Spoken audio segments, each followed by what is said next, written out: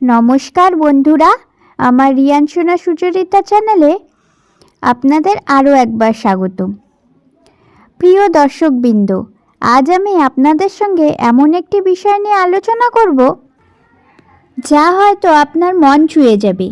আমরা সবাই ঈশ্বরের কথা শুনেছি, প্রার্থনা করি, মন্দিরে যাই, নাম জপ করি, কিন্তু কখনো কি মনে হয়েছে ঈশ্বর প্রতিদিন আমাদের সাথে দেখা করতে আসেন, অথচ আমরা তাকে চিনতে পারছি না? আজকের ভিডিওটিতে আমরা জানব কিভাবে ঈশ্বর আমাদের প্রতিদিন দেখা করতে আসেন এবং কিভাবে আমরা তার উপস্থিতি অনুভব করতে পারি।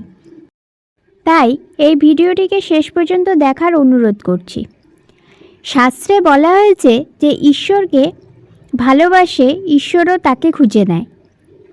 একটি ছোট্ট গল্প বলি। একজন ভক্ত প্রতিদিন মন্দিরে যেতেন প্রার্থনা করতে, কিন্তু বারবার ভাবতেন, ভগবান কি আমাকে দেখতে আসেন? একদিন তিনি স্বপ্নে দেখলেন ঈশ্বর তার ঘরে বসে হাসছে। ঈশ্বর বললেন, তুমি কি জানো না, যখন তোমার বন্ধু এসে তোমাকে সান্ত্বনা দেয়, যখন হঠাৎ তোমার সমস্যার সমাধান মেলে, তখন আমি তো এসেছিলাম। আমরা অনেক সময় মনে করি যে ঈশ্বর মানে শুধু মূর্তি, মন্দির বা প্রার্থনার সময়, কিন্তু তিনি প্রতিদিন নানা রূপে, নানা পরিস্থিতিতে আমাদের কাছে আসেন। তাহলে প্রশ্ন হচ্ছে, কিভাবে চিনব ঈশ্বরকে?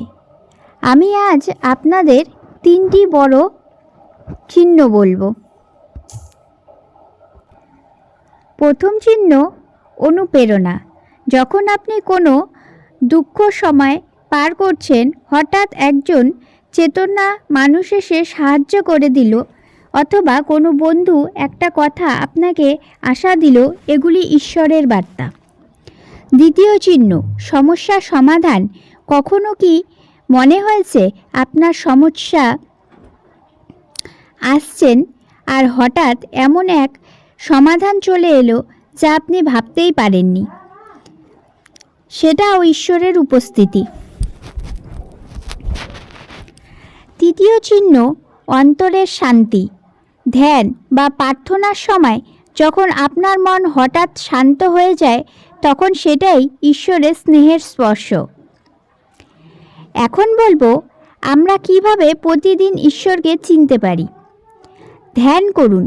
প্রতিদিন 5 মিনিট চুপচাপ বসে নিজের অন্তরের সঙ্গে কথা বলুন। দ্বিতীয়ত, প্রার্থনা করুন। দিনের শুরু ও শেষে ঈশ্বরকে ধন্যবাদ জানান। তৃতীয়ত, মানুষকে সাহায্য করুন। যেখানে পারেন সাহায্যের হাত বাড়ান, ঈশ্বর সেখানেই আছে। চতুর্থ, ভালোবাসা ছড়ান। রাগ, হিংসা, অহংকার কমিয়ে ভালোবাসাকে প্রাধান্য দিন। আপনি এই অভ্যাসগুলো করলে দেখবেন ঈশ্বরকে চিনতে কোনো কষ্টই হবে না। মনে রাখবেন, ঈশ্বরের মূর্তির মধ্যেই সীমাবদ্ধ নয়। তিনি আপনার আশেপাশে, মানুষের মধ্যে, প্রকৃতির মধ্যে, ভালোবাসার মধ্যে। প্রতিদিন অন্তত একটি ভালো কাজ করার চেষ্টা করুন। যখন কোনো পরিস্থিতি খারাপ মনে হয়, ভাবুন এর মধ্যেই ঈশ্বরের শিক্ষা লুকিয়ে আছে। বন্ধুরা, যদি এই ভিডিও থেকে কিছু শিখে থাকেন তাহলে লাইক দিন। আপনারা বন্ধুদের সাথে শেয়ার করুন এবং চ্যানেলটিকে সাবস্ক্রাইব করতে ভুলবেন না। কমেন্টে লিখুন, আমি ঈশ্বরকে অনুভব করতে চাই। মনে রাখবেন, ঈশ্বর সবসময় আপনার সাথেই আছে। ধন্যবাদ।